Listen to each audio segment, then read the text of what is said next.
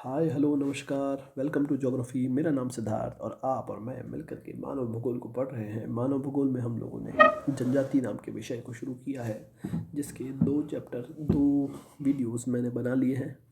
उसमें हमने देखा था मानव जनजातियाँ कहते किसे हैं और उसका एक सामान्य परिचय, और दूसरे वीडियो में विश्व के मानचित्र पर उनका वितरण और उनके नाम अलग अलग मैंने बताए थे। आज हम लोग बात करेंगे कॉन्गो बेसिन में रहने वाली पिग्मी जनजाति की। तो पिग्मी आप नाम अक्सर सुनेंगे, प्रतियोगिता परीक्षाओं में पूछा जाता है। कॉन्गो बेसिन कहाँ है ये भी मैं अभी आपको बताऊंगा। सबसे पहले तो पिग्मी जनजाति, जो कि नेग्रिटो नाम की जो प्रजाति है, मानव उप प्रजाति है, उसका एक हिस्सा है। और ये लोग, अगर इनकी मैं बात करूँ तो बहुत अत्यंत सरल और आदिकालीन जो मानव है उस प्रकार से ये लोग रहते हैं। बिल्कुल जिस प्रकार से हमारे पशु या अन्य जीव जंतु या हमारे आधुनिक मानव से पहले वाला जो मानव रहा करता था, होमो सेपियंस से, तो उस प्रकार से ये लोग भी अभी भी उसी प्रकार का जीवन जी रहे हैं। एकदम अन्य जीव जंतुओं के जैसे जैसे वो लोग जंगलों में जीते हैं, उसी प्रकार से हमारे ये पूर्वज अभी भी कॉन्गो बेसिन की तरफ उसी प्रकार का जीवन, एकदम सादा जीवन जीते हैं। ये लोग बेसिकली कंद मूल बेर फल, मतलब कुल मिला के ये जंगली वस्तुओं का ही खान पान करते हैं। इन लोगों में कृषि, पशुपालन, स्थायी आवास, हमारे जैसी संस्कृति, सामाजिक सामूहिकरण, विजय के लिए युद्ध करना, उपहार देना, शिकारियों को पकड़ना, ये सारी की सारी चीज़ें इनके समाज में नहीं है। तकनीक, वस्त्र, ये सभी की सभी चीज़ें इनके समाज में नहीं मिलती है। ये जिस वर्ग से सबसे पिग्मी भी अलग अलग क्षेत्रों में अलग अलग नाम से जाने जाते हैं और अलग अलग जनजातियों के रूप में जाने जाते हैं। जो बेसिकली सबसे ज़्यादा छितरे हुए पाए जा रहे हैं वो बेसिकली उष्ण कटिबंधीय मध्य अफ्रीका के अंदर पाए जाएंगे। जायरे में, कॉन्गो में, गेबोन में, कैमरून में, रुवांडा में, बुरुंडी में, ये सब अफ्रीका के, और यूँ कहें तो 0 डिग्री अक्षांश के आसपास स्थित मध्य अफ्रीका के कुछ देश हैं। अफ्रीका महाद्वीप में कि जो पिग्मी को पूर्वी, केंद्रीय तथा पश्चिमी वर्गों में विभाजित किया गया है। देखेंगे जब आप मानचित्र में, तो ये आपका अफ्रीका महाद्वीप है। तो उसे हम लोग पूर्वी, केंद्रीय और पश्चिमी हिस्से में रहने वाले पिग्मियों के रूप में जानेंगे। ये वो हिस्सा है जहाँ पर पिग्मी जनजाति निवास करती है। तो फिर हम लोग देखें तो अफ्रीका के पूर्वी भाग में पिग्मी मिबूती, जायरे में ये इतूरी वन प्रदेश में निवास करते हैं। केंद्रीय पिग्मी कॉन्गो, कॉन्गो जो गणराज्य है इस क्षेत्र में फैला हुआ है, तथा पश्चिमी वर्ग के पिग्मी बोंगो गेबोन में निवास करते हैं। कॉन्गो बेसिन में बतवा के नाम से जाने जाते हैं, पशुपालक हैं, और कहीं कहीं तुत्सी और कहीं कहीं हुटू, ये सभी के सभी वो नाम हैं जो ये अलग अलग क्षेत्रों में अलग अलग प्रकार के पिग्मीज पाए जाते हैं। अधिक पश्चिम की ओर देखें तो कॉन्गो नदी के दक्षिण में पाए जाने वाले दलदली भाग में क्या क्या पाए जाएंगे? त्वा और बत्सवा, एक बड़ा समूह निवास करता है। त्वा जो है पिग्मी के समान ही है और इनके निकटवर्ती जातियों में से एक है। भाषा और संस्कृति को इन्होंने अपना लिया है पिग्मी की। और बत्सवा वर्ग के जो है पिग्मी, वो मुख्यतः मछली मारने का और पशुओं को शिकार करने का काम करते हैं।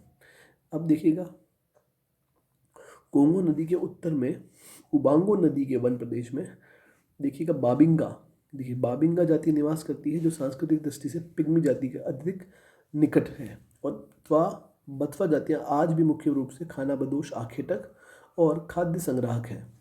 तो बेसिकली पिग्मी के अंदर भी अगर आपसे पूछा जाए तो ये सभी नाम आपको याद रखने हैं। त्वा, ये बहुत इंपॉर्टेंट नाम है, पूछा गया है परीक्षा में। त्वा, बत्सवा, तुत्सी, बतवा, हुटू, बोंगो, ये सभी के सभी वो नाम हैं जो पिग्मी से समानता रखते हैं। इस मानचित्र में देखिएगा, इस मानचित्र में यहाँ पर गेबोन है, देखिए यहाँ कॉन्गो है, यहाँ जायरे है। तो कॉन्गो जायरे बेसिन के अंदर ही पिग्मी मुख्य रूप से पाए जाते हैं। ये अफ्रीका का नक्शा आई होप आपको अच्छे से दिख रहा होगा।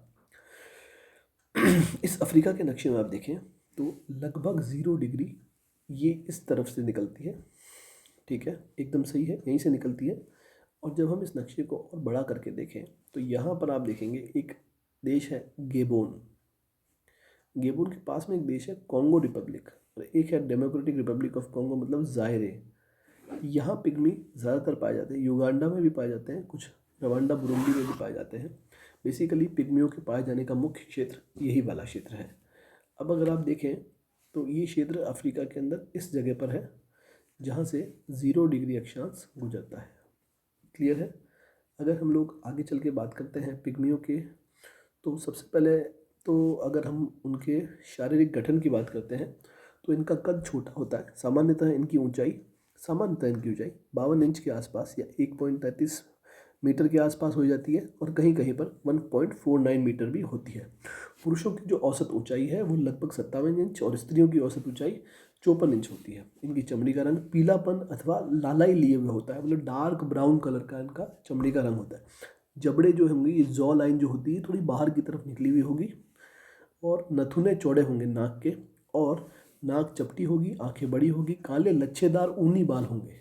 ये इनकी शारीरिक विशेषताएं हैं। थोड़ा सा आपके लिए मैं यहाँ लेके आया हूँ, ये है पिग्मी लोग। ये देख लीजिए, इसके अंदर आपको स्पष्ट रूप से देखने को मिलेगा कि पिग्मी लोगों का रंग काला होता है, बेसिकली डार्क ब्राउन होता है। नाक देख लीजिए, यहाँ पे नाक काफ़ी चौड़ी है, रेड कलर से दिखाते हैं हमको। ये नाक देख लीजिए, नाक काफ़ी चौड़ी है और बाल इतने छोटे छोटे हैं, बिल्कुल घुंघराले घुंघराले से राउंड राउंड करके इनके बाल होते हैं। ये इनकी शारीरिक विशेषता हो गई। अगर मैं आपको एक पिग्मी का फ़ोटो दिखाऊं तो आप ये देख लीजिए, तो इससे आप काफ़ी अच्छे से पहचान जाएंगे कि बेसिकली जनजातीय लोग, पिग्मी जनजाति के लोग किस प्रकार के दिखते हैं। हाइट एकदम कम है इनकी, बाल लच्छेदार घुंघराले हैं और नाक चौड़ी और इस प्रकार की पाई जाती है।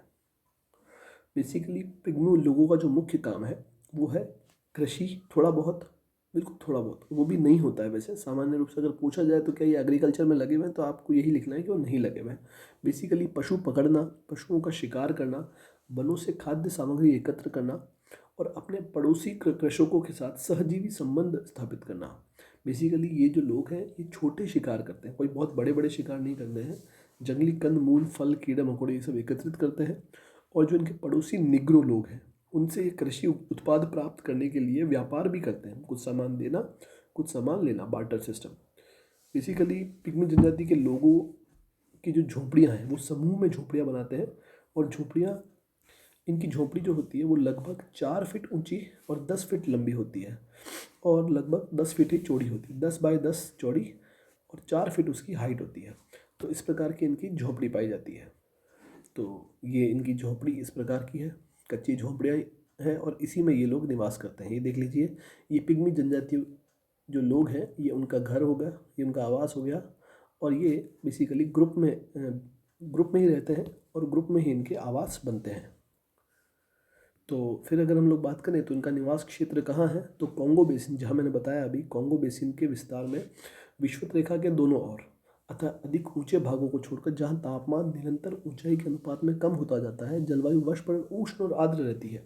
देखिए मैंने आपको जब चैप्टर शुरू किया था तभी बताया था कि 0 डिग्री पर ये पृथ्वी, इसका ये 0 डिग्री है और ये हमारा अफ्रीका है। यहाँ पर 0 डिग्री पर वर्ष पर्यंत तापमान हाई रहता है, ऊंचा रहता है और उसके कारण आसपास का पानी वाष्पीकृत होता है, ऊपर जाता है और बारिश भी करता है। मतलब टेम्परेचर ऑलवेज हाई और रेनफॉल इज़ ऑलवेज हाई। तापमान भी ज़्यादा ऊंचा है वर्ष पर और बारिश भी ज़्यादा है, तो उससे उमस बढ़ती है, ह्यूमिडिटी बढ़ती है और यही वातावरण पेड़ पौधों के लिए और कीड़े मकोड़ों के लिए बहुत लाभदायक होता है। क्लियर है। तो बेसिकली इसमें वर्ष भर मासिक तापमान 27 डिग्री रहता है।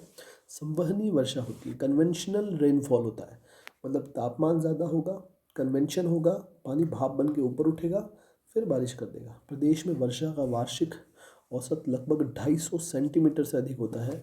मार्च और सितंबर इन महीनों में सबसे अधिक वर्षा होती है। विषुवत रेखा के उत्तर और दक्षिण की ओर आने पर मौसमी भिन्नता दिखाई देती है। जब सूर्य का उत्तरायण और दक्षिणायन होता है तब यहाँ पर मौसमी भिन्नता हमें देखने को मिलती है। वैसे यहाँ पर सामान्य रूप से कहेंगे तो इनका निवास जो है विषुवत रेखा के आसपास के क्षेत्रों में, अधिक तापमान और अधिक वर्षा वाले क्षेत्रों में होने के कारण ये जो है बहुत कठिन जीवन व्यतीत करते हैं, क्योंकि इस प्रकार के मौसम में आम तौर पर रहना मुश्किल होता है।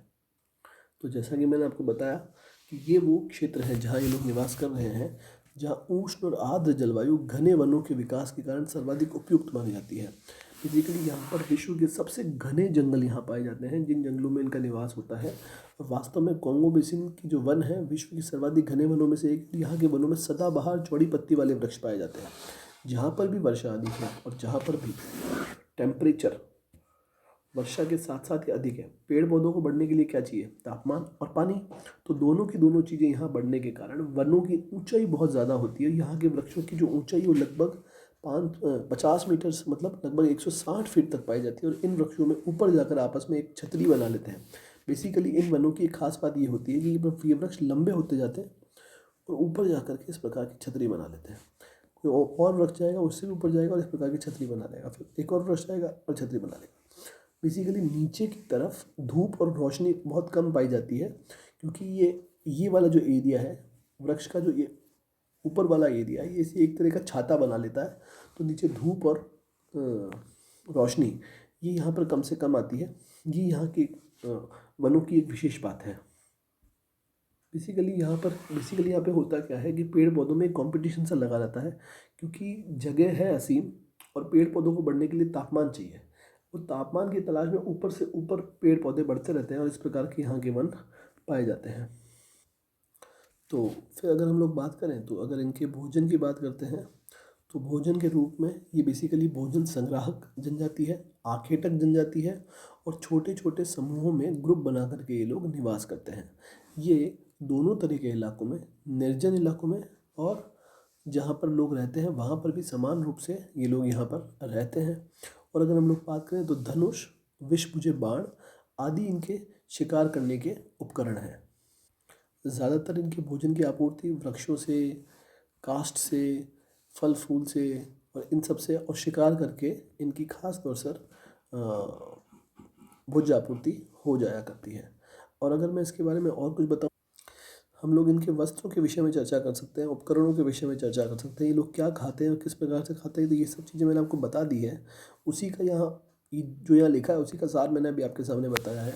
अगर वस्त्रों की बात करें तो बेसिकली आप देखिएगा, जहाँ पर तापमान इतना अधिक है, जहाँ वर्षा इतनी ज़्यादा होती है, वो लोग कम से कम वस्त्र पहनना पसंद करेंगे। इसलिए ये सामान्य रूप से नग्न अवस्था में ही रहते हैं। जो भी इनके पास जो होंगे वस्त्र वो बहुत अल्प से अल्प मात्रा में वस्त्र ये पहनते हैं। अगर हम लोग उपकरणों की बात करें तो तकनीकी मामले में ये कोई बहुत ज़्यादा एक्सपर्ट नहीं है। इसलिए सामान्य उपकरण जो बेसिकली लकड़ी और पत्थरों से बने होते हैं, उन्हीं उपकरणों का इनके द्वारा उपयोग किया जाता है। धनुष बाण को ये काफ़ी सहजता से चला लेते हैं, तो इसलिए इनके सारे उपकरणों में धनुष और बाणों का भी प्रयोग रहता है। अगर ये हम लोग बात करें तो ये लोग कई जगह जादू टोनों में विश्वास रखते हैं।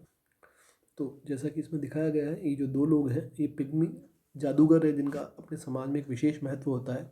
अगर इनमें हम लोग बात करें तो शादी ब्याह की जो हम लोग बात करते हैं ये ग्रुप में होती है, एक दल का दूसरे दल से, या फिर ना यूँ कहते हैं कि विवाह जो है बहनों के विनिमय के द्वारा विवाह किया जाता है। और ये बेसिकली धार्मिक अंधविश्वासों में भी काफ़ी विश्वास करते हैं। और इनका जो धार्मिक केंद्र होता है वो बेसिकली जंगल ही होता है। अब जो यहाँ पर समझने वाली जो सबसे इम्पोर्टेंट बात है वो है व्यापार की। देखिएगा, व्यापार में बहुत ही इसमें एक रोचक बात आपको देखने को मिलेगी। एक आपको रोचक ट्रस्ट देखने को मिलेगा। बेसिकली पिग्मी पिग्मी जो जनजाति है वो एक मौन व्यापार करती है, साइलेंट ट्रेड करती है। होता क्या है, जहाँ पिग्मी निवासी रह रहे हैं, फॉर एग्जांपल ये यहाँ पर पिग्मी निवासी रह रहे हैं और यहाँ पर बांटू निवासी रह रहे हैं। ये बी है, ये पिग्मी है। बांटू निवासी बेसिकली क्या होते हैं, ये होते हैं कृषक समाज है ये। और जो पिग्मी है ये कौन से, ये है शिकारी समाज है, मतलब ये शिकार करते हैं और ये लोग कृषि करते हैं। अब ये मौन व्यापार कैसे करते हैं कि पिग्मी ने जैसे आज कोई शिकार किया और शिकार करने के बाद जो मांस उसे मिला है वो मांस को उसने क्या किया, इस बीच में कोई एक पेड़ है, ये यहाँ पर इसने इस मांस को लटका दिया और यहाँ से चला गया।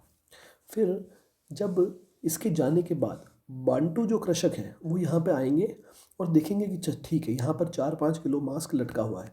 तो इसके अनुपात में वो अपनी जो अ, कृषि से जो उन्होंने फसल कमाई है, जैसे गेहूँ उगा लिया, साग सब्जी या फल फ्रूट उसने उगाया है, तो इसी अनुपात में वो ये सोचेगा चलो 5 किलो मांस मुझे मिल गया तो मैं इसे 10 किलो यहाँ पर फल फ्रूट रख देता हूँ। तो वो वहाँ पर इसको ले जाएगा और इसकी जगह पर 10 किलो का फल फ्रूट का सामान यहाँ पे रख जाएगा।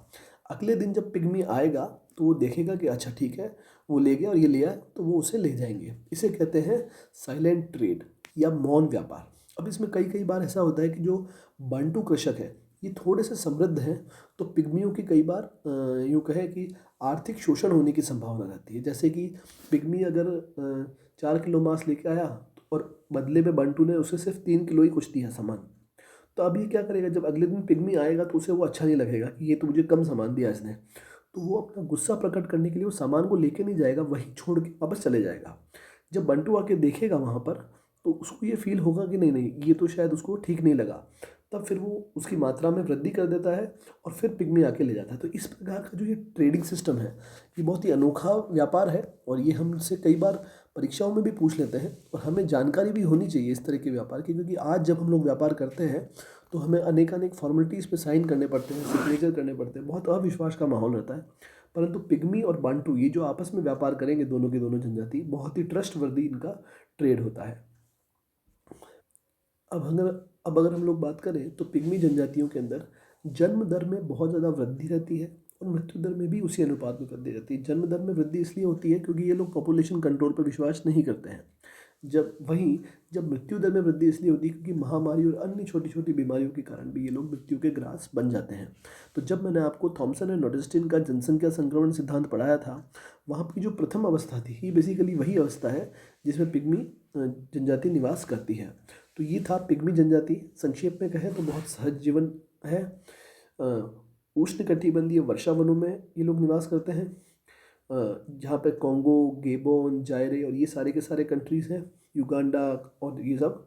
और इन कंट्री के अंदर निवास करने वाली ये पिग्मी बेसिकली कपड़े कितने पहनते हैं, कपड़े बहुत कम पहनते हैं। रंग कैसा है, इनका शारीरिक ढांचा कैसा है, परिवार का क्रम कैसा है, इनके घर कैसे हैं, और इनका व्यापार किस तरह का होता है, जो मैंने मौन व्यापार के विषय में आपके संबंध में चर्चा की। और पिग्मी की जो उपजातियाँ हैं, जो उनसे मिलती जुलती जातियाँ हैं, उनके नाम आपको पता होना चाहिए। तो बेसिकली आप मोटा मोटी 1 से 2 पेज पिग्मीज़ के बारे में लिख सकते हैं।